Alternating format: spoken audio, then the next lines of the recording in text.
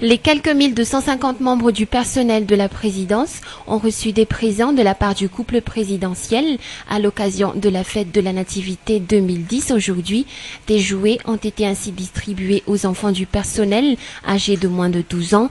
Les animations et des gâteries de tout genre ont été octroyées aux enfants, animations qui ont été assurées par Moumout. Un petit parc d'attractions a été ainsi mis en place pour le plaisir des tout-petits. Outre cela, un panier garni a été offert à chaque famille, panier contenant une bûche de Noël, du riz, du lait en boîte, du poulet, ainsi que des friandises, afin que chacun puisse passer Noël dans la joie et dans la plénitude. En guise de reconnaissance, le personnel de la présidence a offert des présents et des jouets à Arena, Ilunsu et Andial, les 3 enfants du couple présidentiel. Le président de la Haute Autorité de la Transition, Anji Radzun, a tenu ainsi à renouveler sa reconnaissance et sa gratitude envers ses collaborateurs et à tout le personnel de la présidence sans exception pour leur persévérance et leur motivation dans l'accomplissement de leurs devoirs envers la nation. Il n'a pas oublié de souhaiter déjà un très joyeux Noël à tout le personnel de la présidence.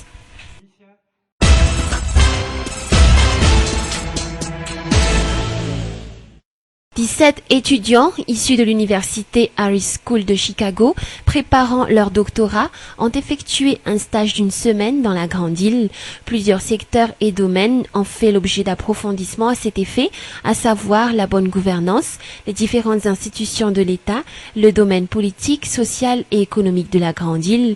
Il est de coutume pour cet établissement supérieur de Chicago d'initier chaque année les étudiants à suivre et à effectuer un tel stage à l'extérieur du pays. Le dernier stage qui a été réalisé par ces étudiants s'est tenu au Rwanda. Le président de la Haute Autorité de la Transition, Anji Radzun, a les ont reçus ce jour au Palais d'État d'Amutsrouach, une occasion d'échanger les points de vue et de permettre à ces étudiants étrangers d'affirmer leur appréciation et leurs observations quant à leur séjour et quant à ce qu'ils ont pu retenir du stage à Madagascar. Ils sont venus ici, ils étaient au Rwanda avant d'être ici. L'objectif d'être ici, c'est donc l'étude pour tout ce qui est institutions publiques, tout ce qui est gouvernance, bonne gouvernance, et aussi enfin tout ce qui est environnement. Surtout la protection donc de l'environnement dans les pays en voie de développement. Nous avons eu en fait un séjour très agréable, très intéressant. Nous ne sommes restés qu'une seule semaine, donc nous n'avons vu qu'une petite infime partie du pays.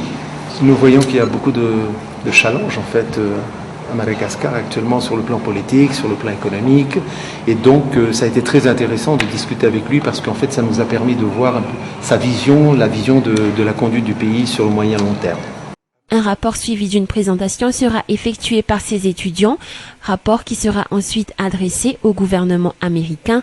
Ces jeunes étudiants s'envolera dès demain pour Chicago.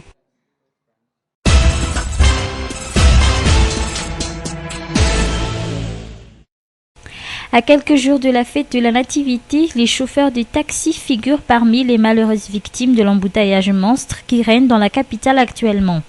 Malheureusement pour eux, les chauffeurs de taxi doivent éviter de passer dans certains axes, comme à Analakil, Béorik ou encore du côté des 67 hectares, pour ne pas perdre au moins 2 heures de temps dans les embouteillages. Ils se voient ainsi obligés de refuser certaines courses allant dans ces axes, ce qui fait que les journées ne sont pas aussi rentables qu'avant les fêtes. Pire encore, la plupart des clients refusent de prendre un taxi s'ils constatent que les prix ont augmenté par rapport à la normale.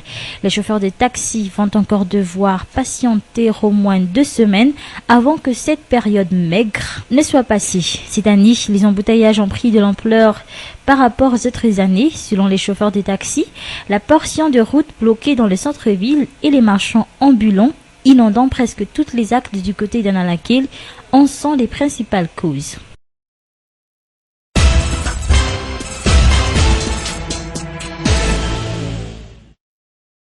Les églises ont un rôle de médiateur, surtout celles composant la FFKM, d'après certains chefs d'église et hommes d'église que nous avons rencontrés. L'église doit toujours suivre cette voie, déclare-t-il. Pour le monseigneur Renarville Samuel Adzone, évêque de l'Ecclésia épiscopale malgache ou EEM, les églises prennent toujours la réconciliation. Les Malgaches doivent ainsi fournir des efforts allant dans ce sens, tandis que pour le pasteur Nestor Azafjamanch, membre du FIN, les églises doivent tenir leur rôle de médiateur tout au long de l'année. Ce dernier qui avance que seule la tenue des élections comme ce qui a été décidé lors de la conférence nationale reste l'unique voie à cette crise qui n'a que trop perduré, alors que la CNOSC de sa part continue de persister dans ses actions de médiation déjà vouées à l'échec à maintes reprises. Quant au chef de l'église anglicane, la FFKM serait disposée à mener une médiation si cela s'avère nécessaire pour le bien du pays. Par ailleurs, la transition actuelle continue sur sa lancée dans la mise en place de la 4e République. Après la réussite du référendum, il s'agit maintenant de réaliser la deuxième consultation populaire de la transition, à savoir les élections législatives au mois de mars prochain, qui devront accoucher des tout nouveaux membres de l'Assemblée nationale de la 4e République.